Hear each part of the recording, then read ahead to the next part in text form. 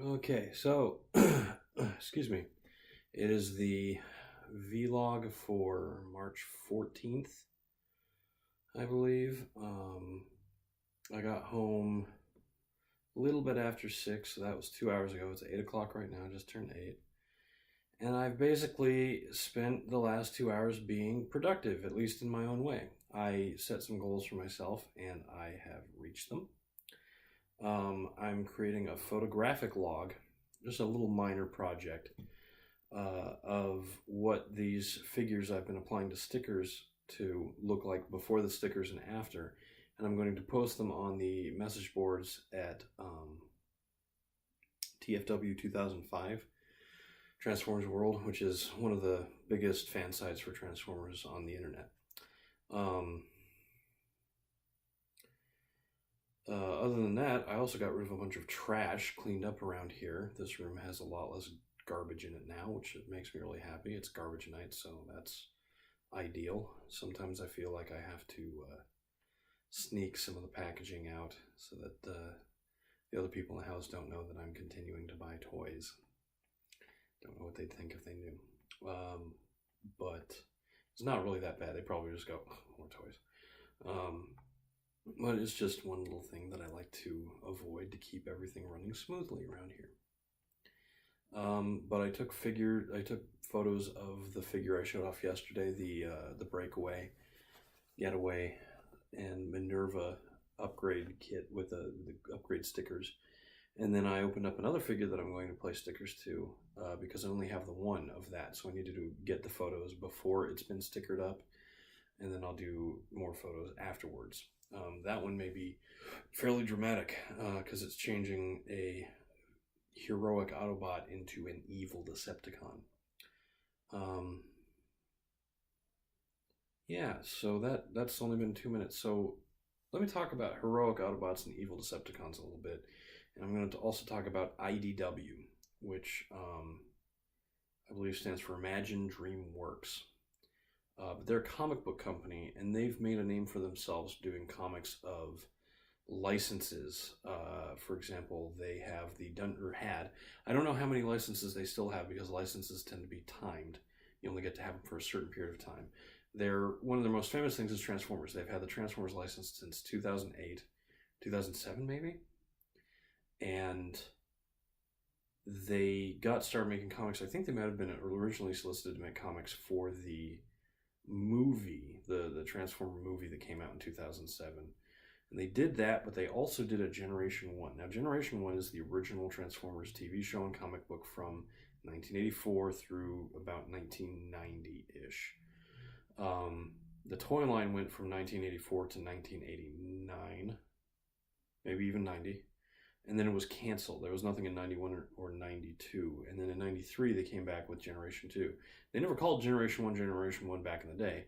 That's a retroactive name for it because there was a Generation 2, which makes the first generation by default Generation 1. So, Generation 1 is usually remembered by people my age from the cartoon back in the day. And the cartoon was not very good. Like, in fact, it was very bad at times. Casey Kasem did a voice of a character named Cliffjumper, little red sports car that looked vaguely like a Porsche. It was basically the same size and shape as Bumblebee, who's much more famous. Casey Kasem, of course, is being famous for the top 40 and the countdown and just being a radio personality and a celebrity in general. But he lent his voice to this character. And in an episode in one of the seasons of the original cartoon, the characters go to a country called Carbamia with a population of 5,000 humans and 10,000 camels. Casey Kasem is of, I believe, Iranian descent and was flabbergasted at what he saw as very obvious racism. And honestly, who can blame him? I mean, it's called Carbamia.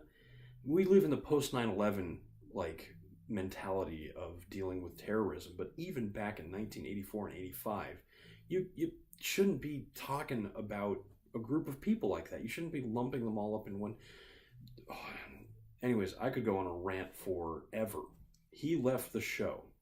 He stopped doing the voice of the character and he left the show in outrage, and I could have hardly blamed him. I didn't find out until much later. In fact, I'm not sure I've ever actually watched that episode, but it's seriously, the whole cartoon is full of crap like this, where it's just thoughtless and poorly written. It had some memorable moments, but I think most people's most solid and vivid memories come from Transformers the movie, an animated film released in 1987, which was responsible for the deaths of countless figures that were no longer being produced and had to be moved aside to make way for new toys. It introduced Rodimus Prime and the evil Galvatron, who was actually just a reformatted Megatron, the original villain. But where was I going with this? IDW. A lot of attempts to sort of recapture the Generation 1 story and modernize it have happened. Probably the most famous was a comic by a company called Dreamwave. Not Imagine DreamWorks or IDW, but a company called Dreamwave. The problem was Dreamwave was run by a guy of questionable judgment and character who was famous for hiring artists to provide art and then not paying them later. He eventually took the money and ran, essentially, and DreamWorks itself closed shop. But what they had left got bought by IDW. And the very first thing they released was actually a story that had been created by the Dreamwave people called Megatron Origin, which explained the rise of Megatron, the villain that I mentioned earlier. Now, here's one of the big things about IDW. They take the characters from Generation 1. They take the characters from my childhood, but they filter them through the lens of looking at what it would mean to be a warlord on a world where the race has no set lifespan.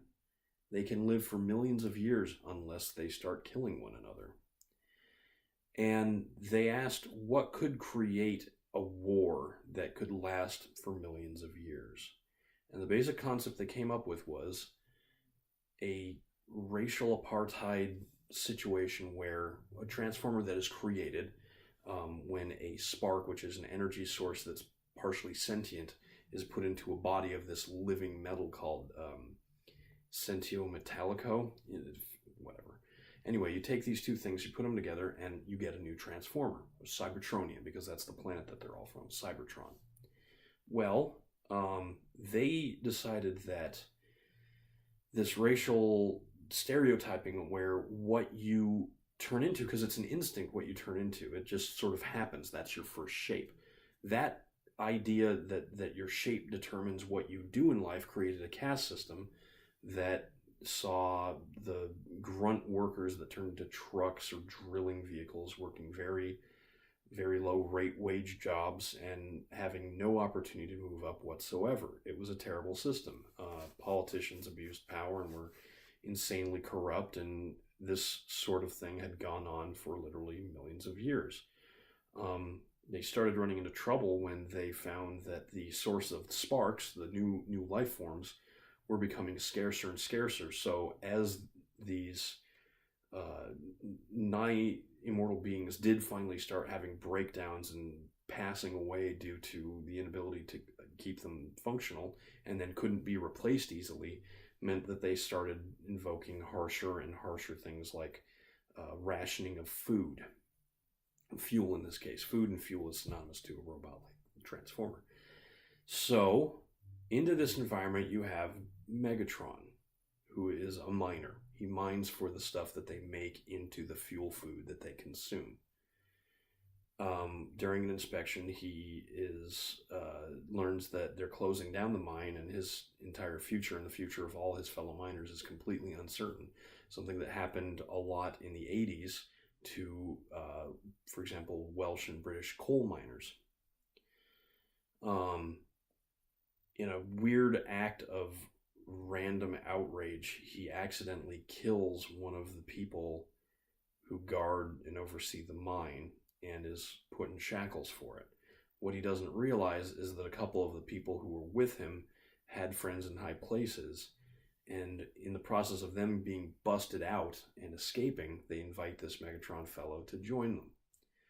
Well, as it turns out, and what's established later, is that Megatron was a bit of a social activist. He'd been writing papers about the unfairness of living in these conditions and the dangers of what they called functionism, where your form determines your function, and that just stagnates society.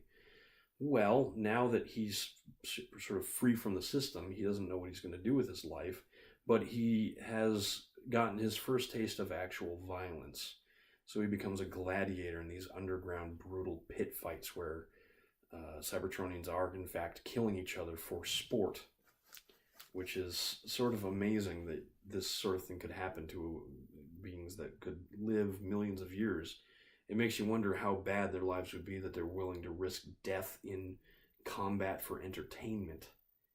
But he rises in this place, and now he has a far greater voice to fellow dissidents through his fame and influence, and he creates the Decepticon movement.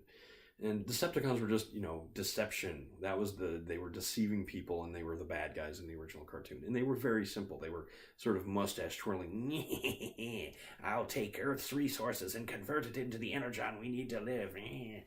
And they were silly. They were one-dimensional villains, and they were bad guys, and they usually finished the episode going, "Oh, no, I've been beaten. Next time I'll get you," and flying off. The comic doesn't do this.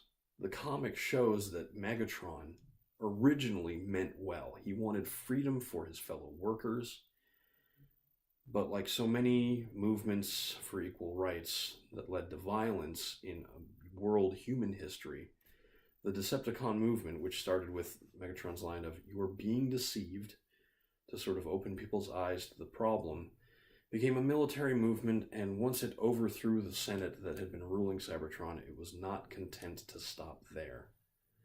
And I've gone all the way to 12 minutes. I thought this was going to be a really fast one, but here I am talking about Transformers.